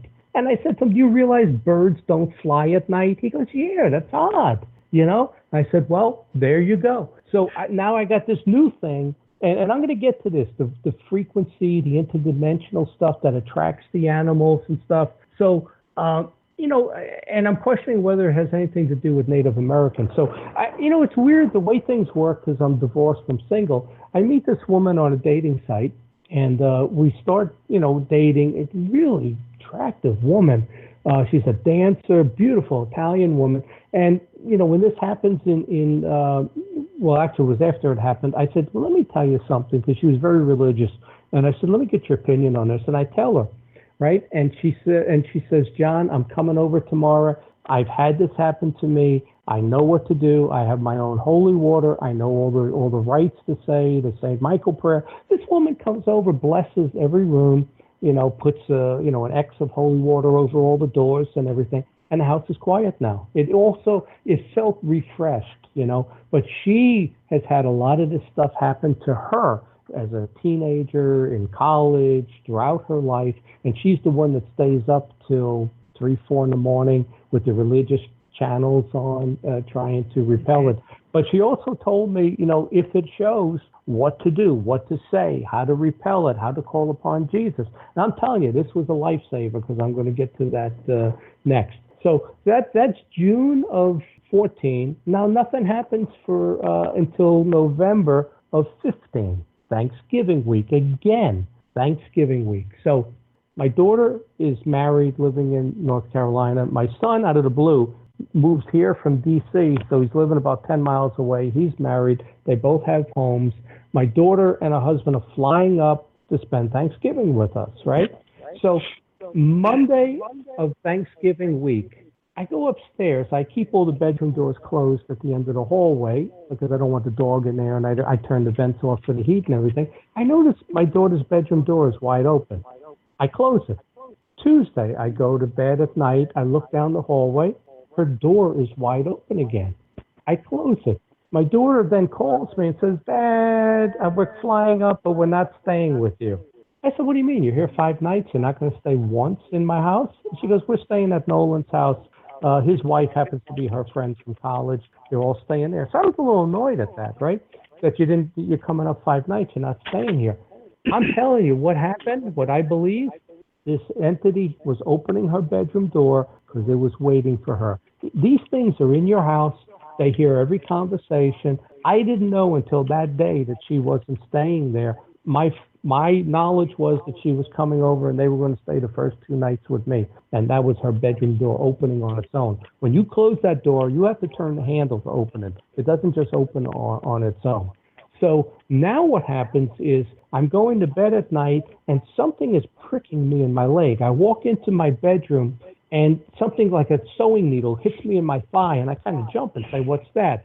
The tapping sound comes back. The walls are constantly tapping. And matter of fact, my son came over and was watching movies, and I said, Nolan, come over here. What do you hear? He goes, yeah, Dad, that's weird. The wall's tapping. He says, well, that has to be the heating duct. I said, look to your right. The heating duct's there. This is an outside wall. There's brick on the other side. How are the walls tapping? So now every day, it don't matter what room I'm in. I could be in the bathroom, the bedroom, the kitchen. There's a constant tapping. It's almost like a drum beat. Bum, bum, bum, bum, bum, bum, bum, bum, constantly on the walls. I sit down in my pool table room. I'm reading one of my books again, one of my religious books, and all of a sudden there's scratching in the wall. I mean, I get up 3 times. I go into the dining room. I'm expecting a squirrel to come through the wall. It was so loud. I actually moved the one piece of furniture over to look and see. I said, what is this? There's this heavy scratching in the wall. And then my dog comes through the room. He walks right past it. He doesn't hear it. Only I hear it, so it's telepathic. The dog walks around. I say to myself, how does the dog not hear this? I'm hearing it, Then another night, the bangings on the wall, the constant tapping. I'm sitting in bed. I'm reading the book called Millennial Deception, another book about the demonic is what it is and not alien.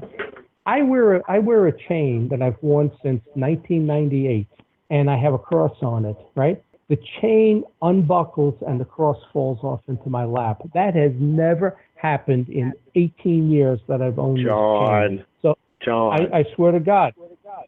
You're killing us with all these stories. Really? It's true. The chain, the cross dropped. The chain unbuckled and the cross dropped into my lap. I have heard of that happening. Absolutely. Tiffany, don't.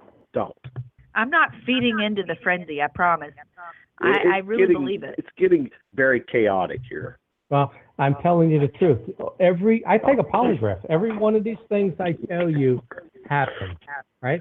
So then there's not only the tapping on the walls. Now when I go to bed, you hear that banging sound again, a loud bang, right? This goes on for weeks. So now I'm having trouble sleeping. I'm probably getting 3 hours sleep. I'm waking up every hour like 1999, like that happened when I went to my first UFO conference. One night, I guess it was the night it was going to escalate. I lay down. I hear this sliding sound in the ceiling like something's moving. There's banging on both walls. And you'll hear it. When the entity enters, you hear a popping sound. and it'll hit different walls, left, right, front wall, and it's a loud banging, and I hear a creaking sound in the ceiling. And at this point, I don't have a nightlight on. I'm sleeping in the dark, right? So I'm thinking what the woman told me to do. I sit up in bed, and I did what she said to do, was to command it in the name of Jesus Christ to leave. I'm covered in the blood of Jesus Christ. You have to go back to where you came from. You're uninvited. You have no place here. Go back where you came from. And it stopped. And I said, wow, all the tapping, all the noises stopped. So I laid down, and of course you can't sleep. I'm constantly opening my eyes. I open my eyes and I look around. The room is now pitch black. There was a half moon out and moonlight coming in, because your eyes adjust and you can actually see a little bit in the dark. I sit up and I look around, and of course my mind says, oh, what was there, a lunar eclipse tonight? Because you're always looking for this logical answer, right? And in my head, I said, well, okay, good. I like sleeping in the pitch black. Now it is pitch black. All of a sudden, the pinging sounds, the banging sounds, the loud bangs, and I'm telling you, the loudest creaking sound you ever want to hear right above in the corner of the room. I knew it was going to launch an attack on me, because it went through the first two stages, which was the sleep deprivation, then the physical attacks. Oh, also, like a few nights before, something stuck me in my forehead twice.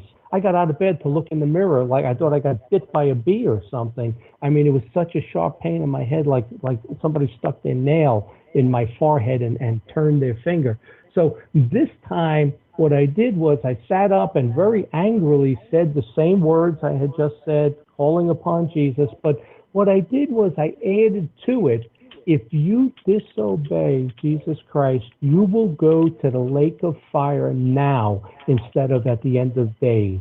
As soon as I said that, all of a sudden, some of the moonlight came into the room. And for about 3 seconds, I can see this black veil lifting up and leaving. And I could, again, the light came in the room from the outside windows.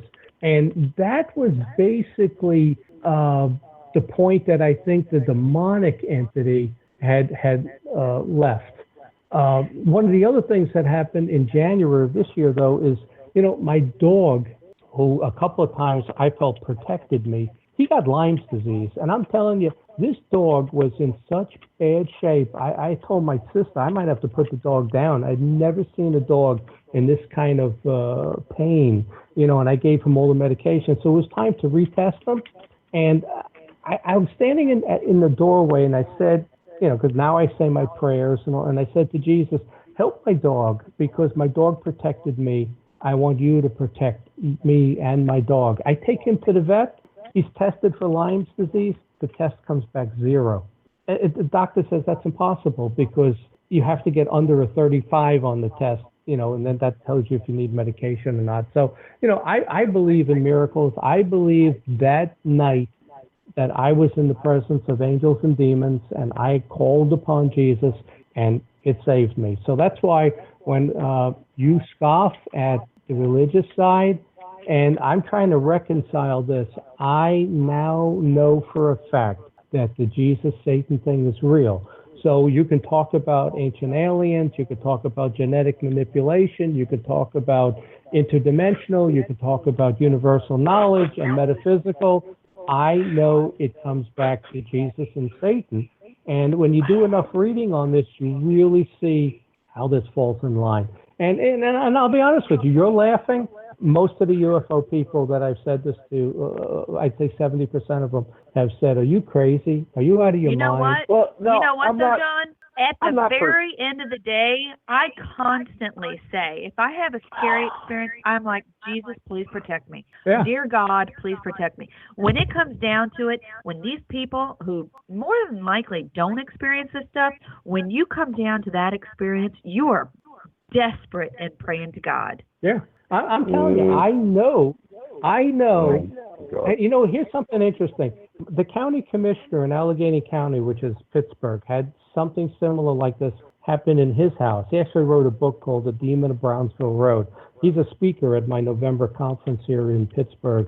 And the one thing he said, because he came on my TV show, he said, we were exchanging stories, and he said, John, He says, I have the faith of an apostle. He says, I have never seen Jesus like the apostles did, but he says, based on what happened and having to get the diocese in Pittsburgh involved to cleanse his house and drive these spirits out, he wears the cross like I do. He says his prayers at night like I do. He says nothing at this point can alter his faith. And that's the way I feel right now. I went from this guy who never thought about religion for the last 25 years to now I know it's real. And I don't care if people don't believe me. I know that this part is real. But that's not the end of it. So I believe the demonic entity has left, but there is still something else left behind. I know when it's in the room, and I'll give you a good example. The Damien TV series comes on television, right? I don't know if you watched it.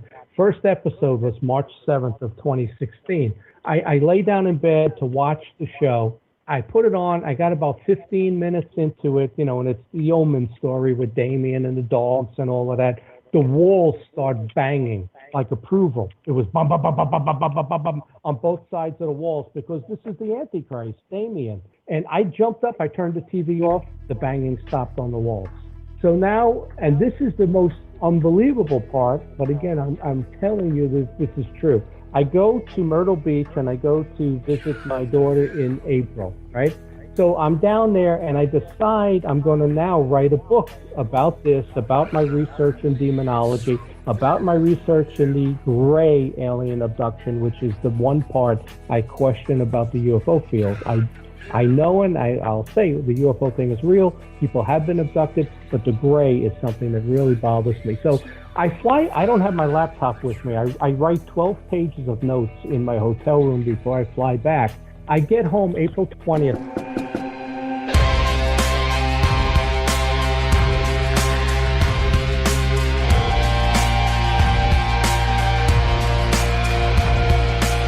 At no time were any animals or people hurt during this presentation of Shooting from the Lip.